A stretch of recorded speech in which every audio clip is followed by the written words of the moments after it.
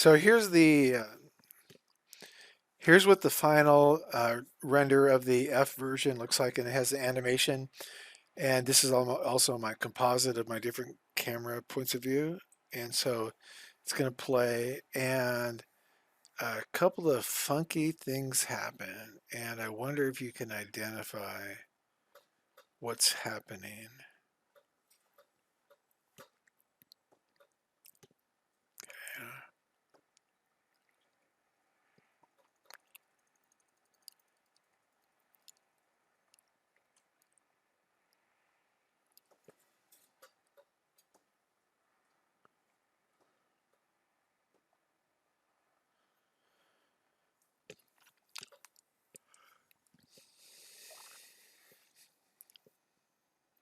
Okay, so let me scroll through this slowly. Now I'm going to adjust the levels. So I got light that's burning out.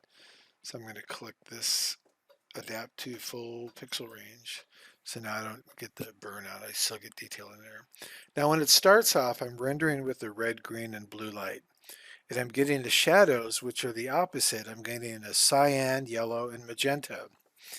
And so cyan is the absence of the other two. So um, cyan is made of all yellow and all blue. And this is like, if you mix paint, you won't get this. Mix paint, you'll get green. You mix light, you'll get cyan. Which and so like I have uh, uh, red, green, blue light. I have red, green, and blue. So the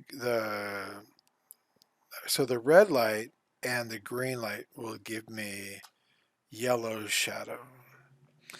The red light and the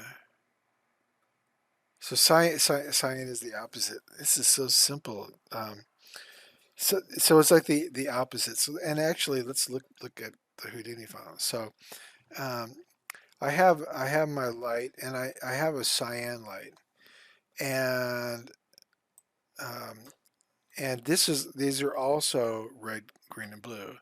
So, but it starts off with or it's going to go to cyan, magenta, and yellow. So the cyan light, it's that one. See, it's red there. It starts off being red, and then it animates to become cyan. And so cyan is no red and yellow or green and blue. So that's what cyan. So that's what this light here. If you look at that one there, as I scroll back on my animation, it's going to turn red. Okay, and in between, it ends up looking kind of gray. Um, and so the magenta light, it's going to be the opposite. Is going to be green.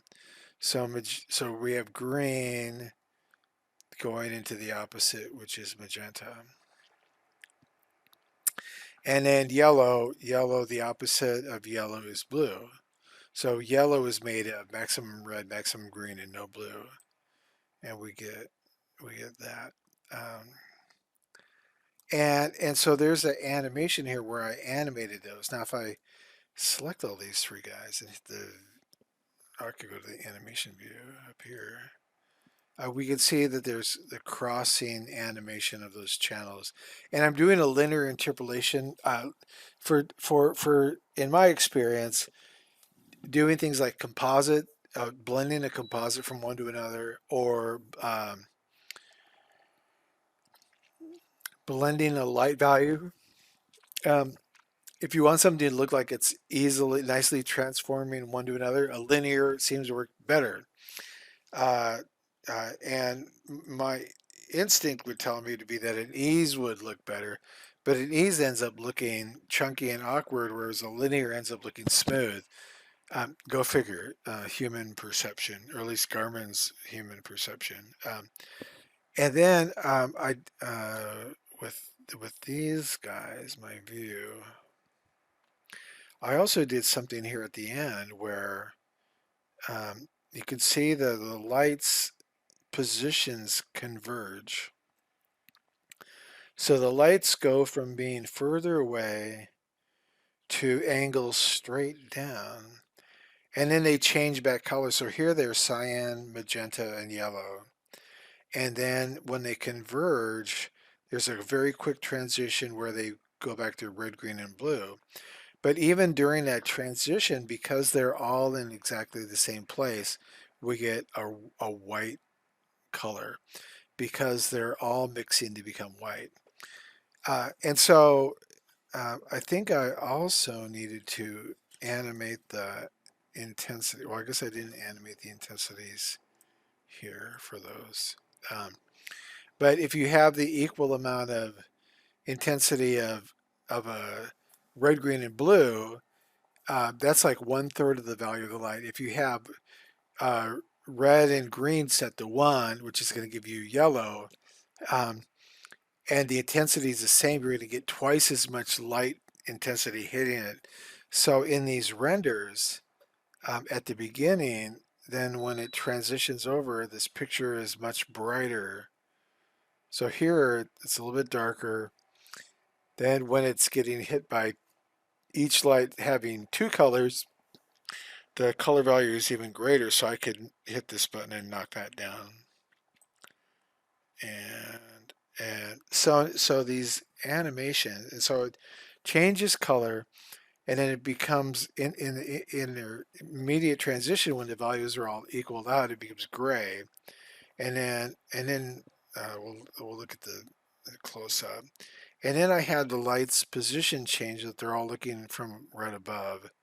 Let's go to the far view, easy to see. So in this view, the light positions are moving right above his head, and as smaller the shadows are getting smaller and smaller, and the color of the area where the colors are all blending is becoming white. And so you can see in the far edges here, we're seeing color on the rim, but as they get closer to that color edge overlap gets smaller and smaller, and then the colors quickly change color. I did another color animation switch, and then they go back to red, green, and blue, which gives me the opposite shadow color. So I did that trick, and so this is a good thing to play with. I just like doing this, and so I spent time doing it. Um, and the animation is just makes it more fun or easier to see what's going on, or if you look at an individual channel, you can see what that individual channel is doing. And I tried to see if I could shift click too, but it won't let me do that. But I can see red, green, or blue. So you could play with that.